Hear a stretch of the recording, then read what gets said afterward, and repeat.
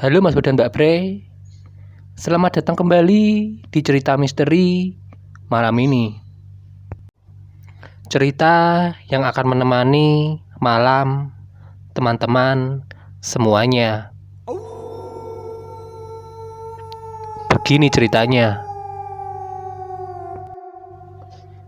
Kisahku ini aku alami ketika aku masih bujang. Saat itu aku pulang kerja sekitar pukul 5:30 sore dari daerah Pelabuhan Tanjung Perak, Surabaya. Saat itu aku berjalan kaki menuju ke rumahku karena angkot yang biasa aku tumpangi trayeknya hanya sampai di depan kelurahan Bulak. Jalanan gang hanya cukup untuk dilewati satu mobil. Itu pun tanah campur dengan batu. Dari depan kelurahan menuju kampung Bogorami, jaraknya kurang lebih 5 km. Remang dan gelap karena penerangan sangatlah minim di waktu itu. Dan hanya pabrik-pabrik sepanjang jalan itu saja yang menyediakan lampu. Itu pun bisa dihitung jari. Biasanya aku naik sepeda dan tidak sampai gelap, aku sudah sampai di rumah. Tapi hari itu mungkin apes karena paginya sepedaku bocor. Jalan yang biasanya aku lewati setiap sore seakan berubah. Aku berjalan kaki sangat cepat dan berharap bisa segera sampai ke rumah. Sesampainya di tikungan jalan ada sebuah sekolahan. Kata orang, di sana sering terjadi penampakan pocong, genderuwo, dan sundel bolong. Aku teringat akan pesan orang tuaku bahwa setan dan jin itu takut bila melihat api. Jadi bawalah obor bila kamu berjalan sendirian di tempat yang gelap. Karena tidak ada obor, aku pun merokok dan berharap setan itu tidak menakuti orang yang membawa api, walaupun hanya dari sebatang rokok. Tiba-tiba, persis setelah melewati tikungan itu, ada seekor induk ayam dan anak-anaknya yang keluar dari semak-semak. Sepertinya hendak menghalangi jalanku.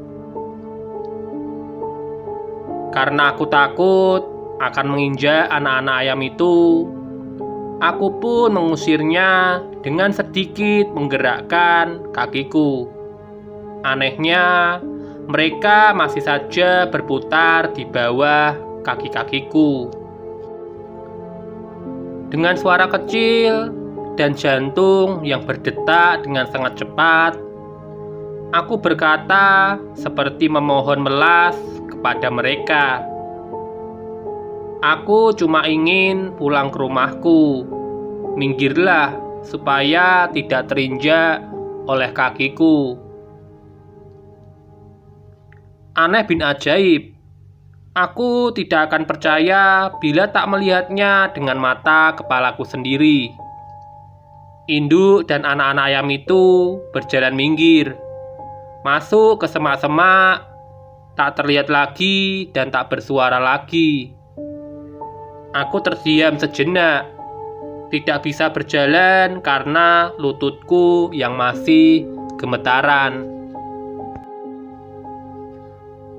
Sementara 5 meter dari tempat aku berdiri, nampak sosok perempuan berbaju putih duduk di pohon waru, seakan penjelmaan dari induk dan anak ayam tadi.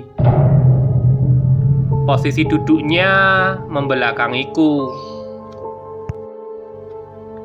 Rambut yang tergerai, diam tak bergerak. Dan ketika ada hembusan angin, sedikit menyibakkan rambutnya yang tergerai itu. Terlihat dengan jelas olehku kalau dari punggungnya ada bercak warna hitam kemerahan seperti darah bercampur lumpur.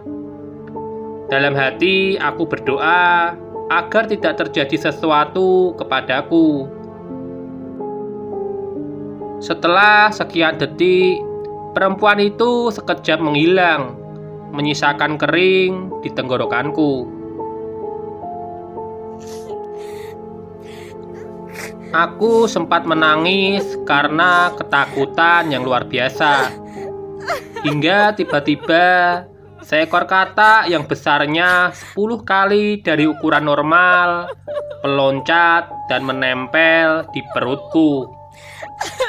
Karena takut, aku pun menjerit dan menepis dengan kuat-kuat tanganku ke atas katak tersebut.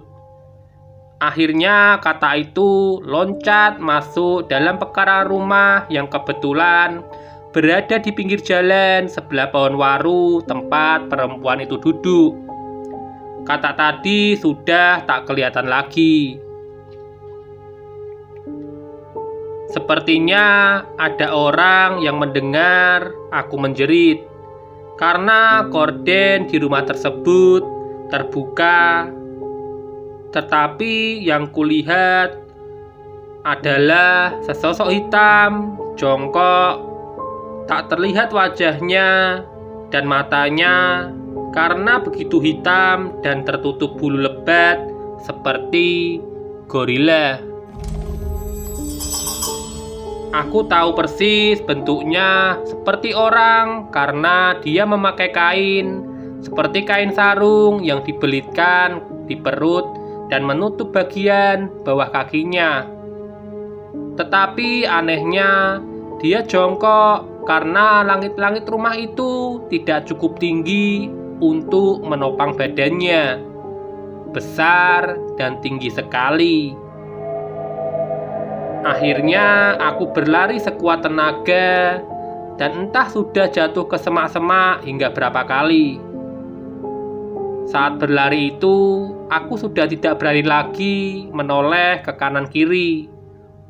Terus berlari sampai aku melihat rumahku dan menggedor pintu sekuat-kuatnya.